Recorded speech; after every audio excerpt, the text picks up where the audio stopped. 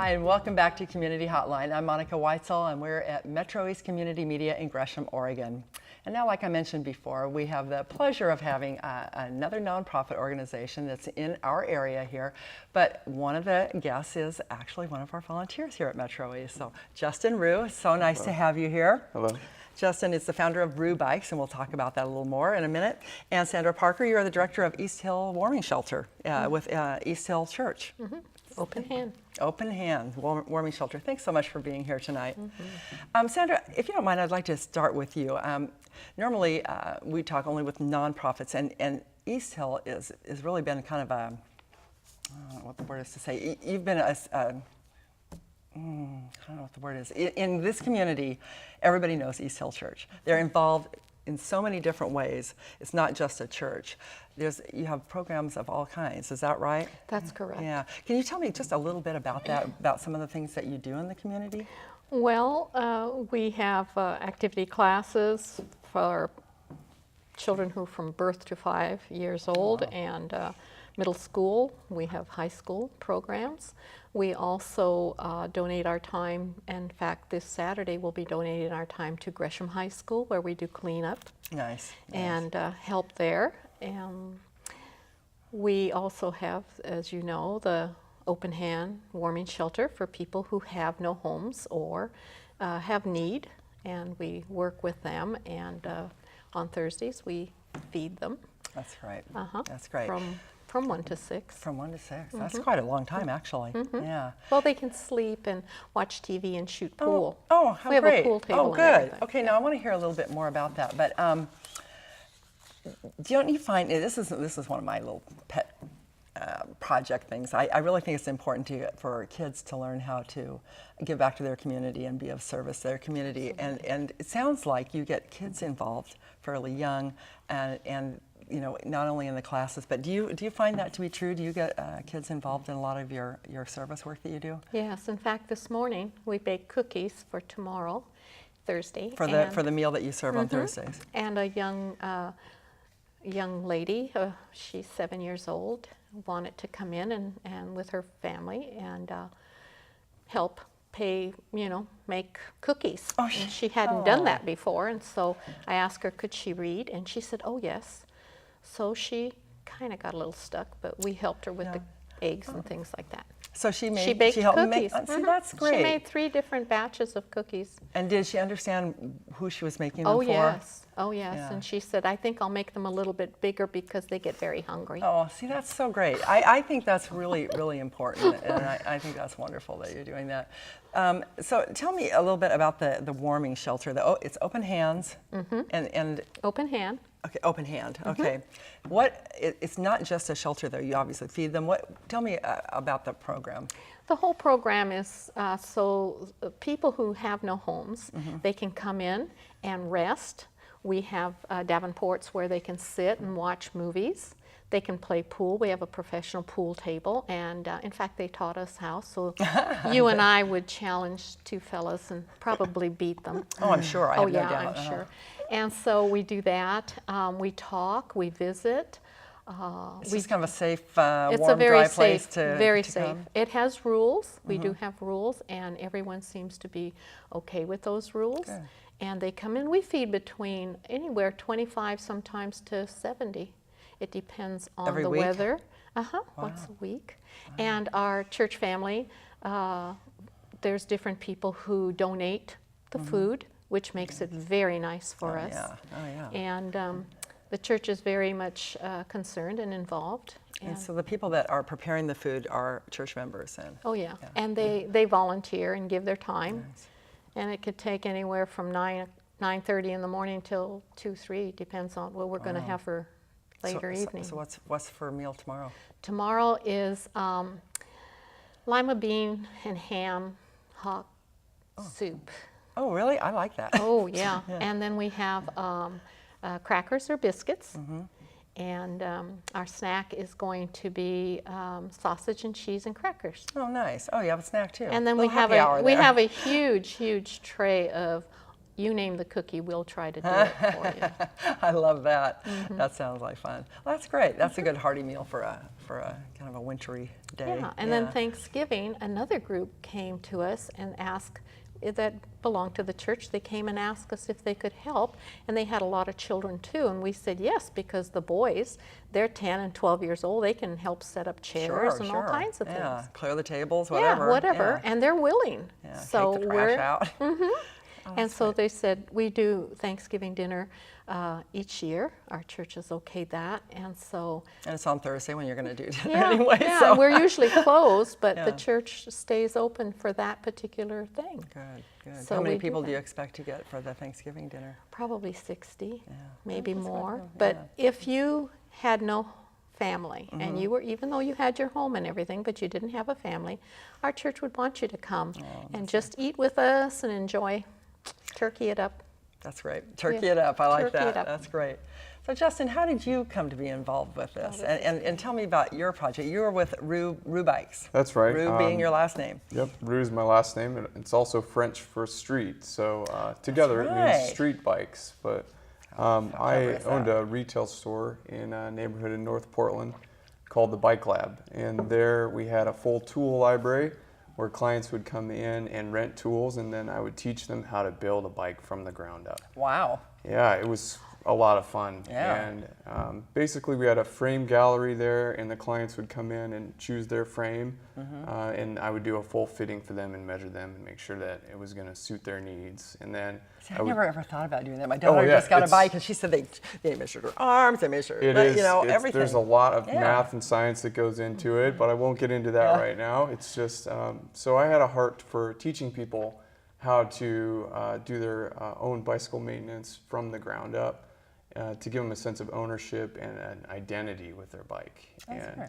So we had a program there where I worked with kids and taught them how to do the bike maintenance, and they would volunteer, and in return, they would get their free bike of choice. They could choose their own bike. Nice deal. In the process, I found myself called to doing more nonprofit work, and I just cared a lot more about the people than I did really about the profit.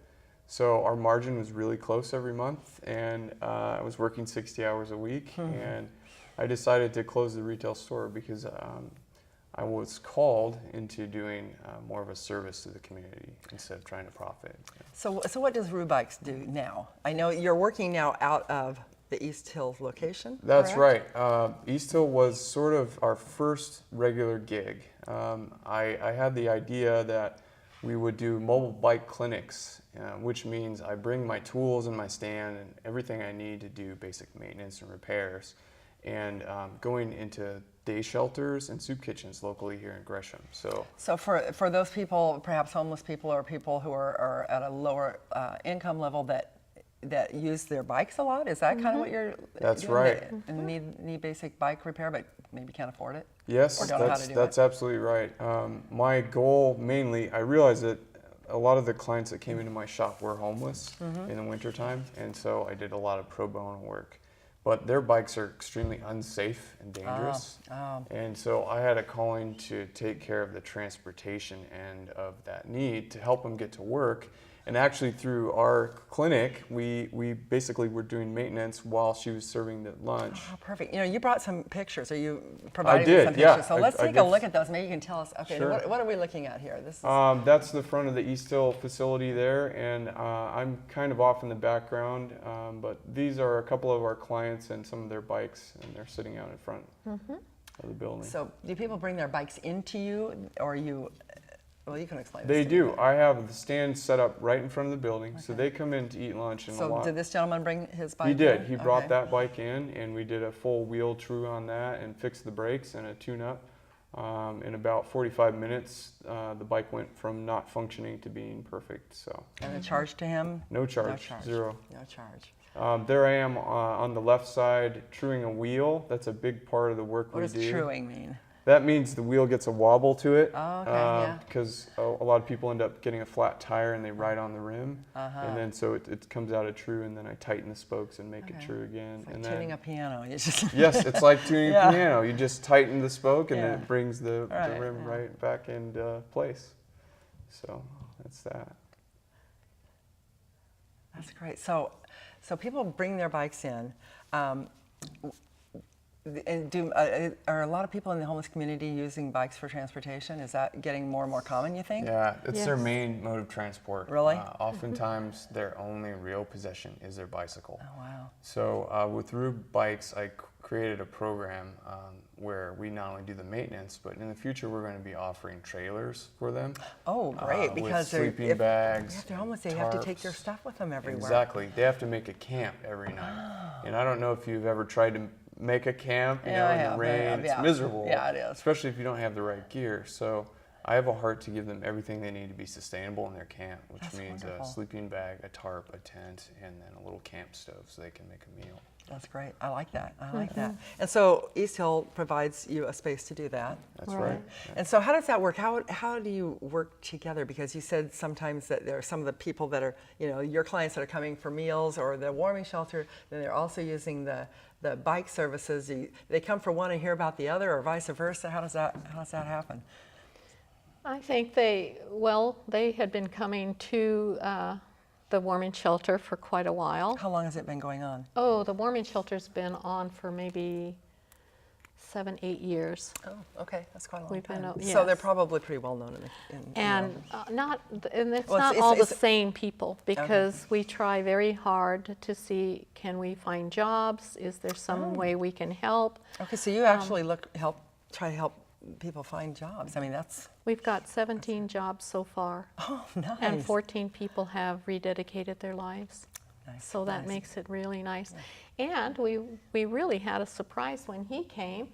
There was a fella, and he was sitting, and he'd come quite a bit, and his family, and he was sitting down. I said, "Well, where's your family?" And he said, "Sandra, I've lost everything. We finally lost the car, and I was supposed to be at work today at 3, but you know," I said, "My goodness, can't you walk? Can't you get a bus pass?" And he said, I can't, Sandra.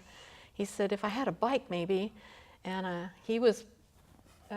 Justin was repairing bicycles, and so this girl and I went into the church and we prayed, and we came back out after 20 minutes, and here was a fella, and he says, "I've got 2 bikes I'm going to donate here." How Guess great who is got that? the 2 got So, one he got one. bicycle, and he got on it and took off and went to work. And the fella behind him was in the same Same situation, predicament. and we had known about that, but we didn't know what to do Yeah. until he came along repairing bicycles, which made it perfect. How great is And that? so Everything gave kinda him the second happened book, the way it needed to. Yeah. So, Justin, if people have old bikes, or can they donate them to you? Would you be open to that? Absolutely. Yeah, we Because receive. if you can't fix the bike, you could use the parts, I imagine. Yep, that's right. Well, right now, basically, any bike that comes in, I fix it and make it fully functional and find a home He's for probably it. a whiz, isn't he? That day, literally, the day that something gets donated, I find a home for it. Nothing really sits around because there are a lot of people that need bikes very badly. So how do you find the people to give the bikes to? How do you know who needs bikes? Well, I have a waiting list right now of about 5 people Really? that have asked of me to get a bike for them. And these are people so- that cannot afford to get their own bikes. That's right. Yeah, they're people that are either really low income or homeless. You know, so. So are you able, if they are interested, are you able to teach them some of the basic bike maintenance? Absolutely. Do you- Yeah, that's. Is I have that a part of heart your to do that. package deal here? It is part of the package deal.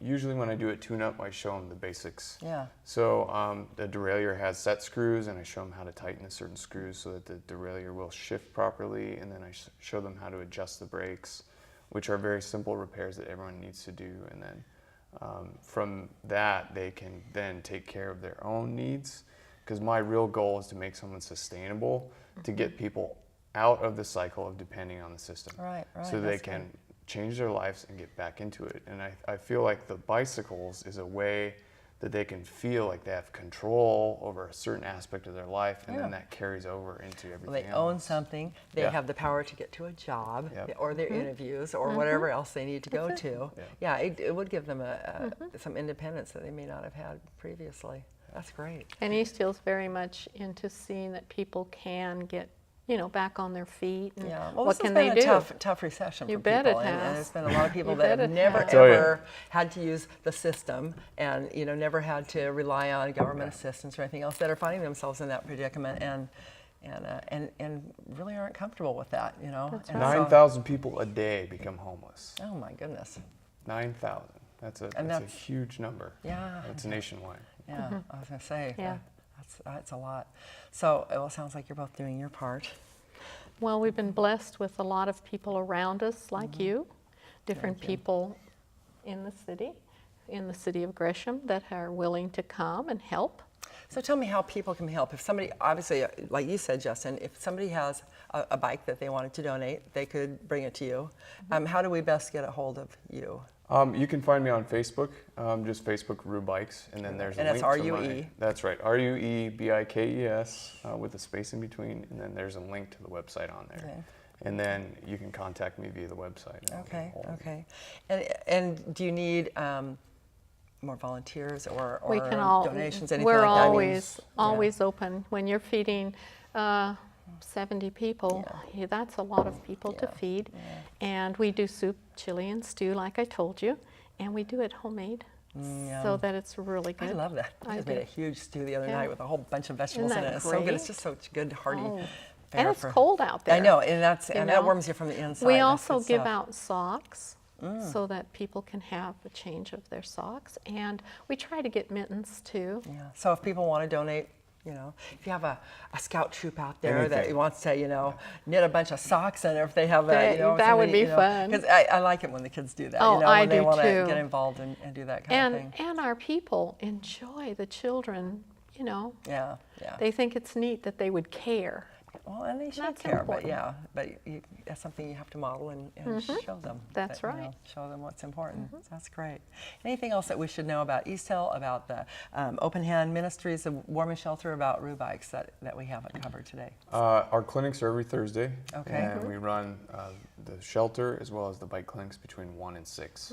So if somebody was, maybe they were low income, but they didn't feel like maybe they really qualified for your free service, and they Anybody. wanted to come in, and would you fix their bike and accept a donation? Absolutely. Yeah, Whatever. I would accept a donation, and anyone can come for help. And even if you just have an interest in learning, even if you're okay. not low income, that's great. you can come and watch. And I'd be happy because we're going to be looking for volunteers to start doing some good. of this as Okay. we make more clinics in the community. Wonderful. Good. Well, you're doing And good with me, things. if you're hungry, come on. I love it. I love it. And that mystery cookie favorite. Yeah. We're totally. open for those things. I like that. And Right. East Hill has been so wonderful in participating, helping, and Yeah. making Oh, sure that's good. everything goes well. Yeah, they're very open. Very open and welcoming. Well, it's a I mean, come more as you of a- are, you yeah, know. That's, They love you just yeah, I the like way that. you are. That's the way to be. I like that. Thank you both very much for being here, Thank you for Sandra and inviting Justin. I us. appreciate it. Justin, I'll see you back here at MetroEast sometime. Great. Sandra, you're welcome anytime if you want to come Yeah. learn how to Bring some be on the other cookies, side. right? Yeah, bring your cookies. You're I welcome am. I'm anytime. going to bring some cookies, Oh, and you can tell me which ones you like. Okay. And maybe, Just the cookie. I like that. yeah, maybe you like brownies. Maybe I like do all that those stuff. We'll bring a big platter, I think. Great. Thank you so much. Thank you. And thanks for joining us here from Community Hotline tonight. It was fun having a couple of our MetroEast volunteers showing what they do in the community, not only here at this nonprofit, but in other organizations around the area. So we will be back here next week at the same time. I'm Monica Weitzel. We'll see you then.